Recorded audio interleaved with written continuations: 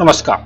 Kaif financial services के YouTube channel में मैं सियरा केश रोशन आपका फिर से हार्दिक अभिनंदन और स्वागत करता हूँ। आपने थंबनेल बिल्कुल सही देखा। जीएसटी रिटर्न को समय से जरूर फाइल करें, नहीं तो नुकसान है भारी। ये नुकसान सब लोग जानते हैं, लेकिन अभी जो नया फाइनेंशियल ईयर स्टार्ट हुआ आपका अप्रैल से, अब कम से कम पीछे जो गलतियां हो चुकी है सो हो चुकी है, आगे से ध्यान रखना है। हम यहाँ पे नुकसान लेट फीस के बारे में बहुत चर्चा नहीं कर रहे हैं। हम आपको थोड़ा सा डिटेल में, अगर 5 से 7 मिनट इस वीडियो में आप बने रहेंगे तो आपको आइडिया लग जाएगा कि जीएसटी अगर सही समय पे फाइल नहीं हुआ तो हमारे बिजनेस को भी बंद होने के कगार पे पहुंच सकते हैं। कैसे कैसे नुकसान है उसको थोड़ा सा डिटेल में चर्चा करेंगे। थोड़ा सा अगर वीडियो लंबा होगा तो आप थोड़ा सा प्लीज पेशेंस बना के बने रहिएगा, क्योंकि हम इसमें कोशिश कर रहे हैं उन चीजों को डिस्कस करने का तो शायद आपके दिमाग में पहले से चल रहा हो, या अगर नहीं भी चल रहा हो तो इससे आप अवगत जरूर हो जाएंगे। तो आइए डिटेल में इसको चर्चा को आगे बढ़ाते हैं। सबसे पहले हमारे को ये ध्यान में रखना है कि अगर हम जीएसटी में रजिस्टर्ड करा के रखे हुए हैं तो हमारे को कौन से रिटर्न फाइल करना होता है। सबसे पहले हमारे पास जो रिटर्न है, एक है GSTR 1, राइट, और दूसरा रिटर्न है आपका GSTR 3B।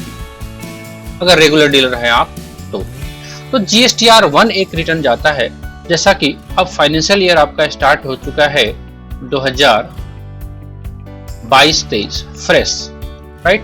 22-23 का पहला महीना, आज 1 मई 2022 है। मैं 1 मई 2022 को ये वीडियो बना रहा हूं, तो ये पहला महीना है और पहले महीने में आपका जो रिटर्न अभी जो जाने वाला है वो रिटर्न सबसे पहला जाएगा अप्रैल महीने का, राइट। तो हम उसी के पॉइंट ऑफ व्यू से बात करते हैं, यानी कि GSTR 1 जो हमारे अप्रैल महीने का जाने वाला है, अप्रैल 2022 का जाने वाला है। इसकी डेट कब है? 11 मई 2022, राइट। 3B जो अप्रैल की बात कर रहे हैं हम, अगर ये जाएगा, इसकी डेट है जी 20 मई 2022, राइट। अब समय से फाइल नहीं करने का नुकसान लेट फीस तो है ही, वो तो आप दे दोगे, लेकिन सबसे बड़ा जो नुकसान जो है वो ये देखना है कि अगर आप GSTR 1 को 11 तारीख के बाद से फाइल करते हैं, लेट सपोज 12 तारीख को किए, तो क्या नुकसान होगा। तो देखिए, अगर हम GSTR 1 की बात करें तो इसमें हम सारे सेल्स को हम इंटर करते हैं। GSTR 1 एग्जाम्पल लेते हैं, मान लेते हैं आप हैं सप्लायर, राइट, आपका बैठा हुआ है यहाँ पे बायर। अब GSTR 1 आप 11 तारीख तक फाइल कर देंगे। अब अप्रैल महीने का 11 मई 2022 तक अगर आप फाइल कर देंगे तो ये सारा जो बिल है एक एक करके आपके बायर के GSTR 2B में शो होगा, राइट। अगर आप नहीं करोगे तो यहाँ पे शो नहीं होगा। अगर आपके बायर के 2B में शो नहीं हुआ तो वो अपना जो टैक्स आपको जो पे किया है जीएसटी का वो नहीं ले पाएगा। तो क्या लगता है आपको, अगर उसको टैक्स नहीं मिल पाएगा तो क्या आपको वो पेमेंट कर देगा? Answer is no.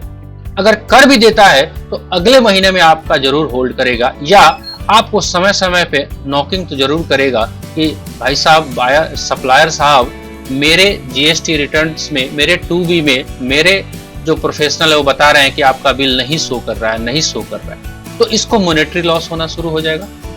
Let's suppose that अगर हमारे पास बी के पास जो बायर है उसके पास इनपुट टैक्स क्रेडिट नहीं है तो उसको टैक्स डिपॉजिट भी कराना पड़ जाएगा। क्यों? क्योंकि आप जो सप्लायर बन के बैठे हैं यहाँ पे, वो 11 मई तक आपने रिटर्न फाइल नहीं किया। एक जरूर बात है कि आप 12 तारीख करोगे तो अगले महीने में मिलेगा, लेकिन उस महीने में उसको नहीं मिलेगा। इसीलिए समय से आपका रिटर्न जाना जरूरी है। अब आप सप्लायर हो, आपने भी तो कहीं ना कहीं से गुड्स खरीदा है, तो आपको ये भी इंश्योर करना पड़ेगा कि आप अपने बायर से उसको भी बोलेंगे कि भाई साहब, आप जो अपना GSTR 1 जो है वो जरूर आप 11 तारीख से पहले फाइल करें। ये नुकसान है। तो लेट फीस जो आप 50 रुपया पर डे तो लगता ही लगता है, वो तो अलग इशू है। अगर सही से क्रेडिट का पास ऑन नहीं हुआ, इनपुट टैक्स क्रेडिट अगर आईटीसी अगर बायर के 2B में नहीं दिखा तो वो टैक्स का नुकसान हो जाएगा। एग्जाम्पल एक लेते हैं, अगर आपने किसी एक पार्टिकुलर पार्टी को अगर 10 लाख रुपए का माल बेचा और लेट सपोज दैट उस पे 18% जीएसटी है, तो 1,80,000 का आपने जीएसटी लगाया और 11,80,000 उससे पेमेंट पा लिया, और किसी भी कारण से आपने इस रिटर्न्स को 11 मई तक नहीं फाइल किया, या हर महीने में आपने अगले महीने की 11 तारीख तक फाइल नहीं किया, तो इस बायर को 1,80,000 का क्रेडिट नहीं मिल पाएगा। तो क्या वो आपसे सवाल नहीं पूछेगा?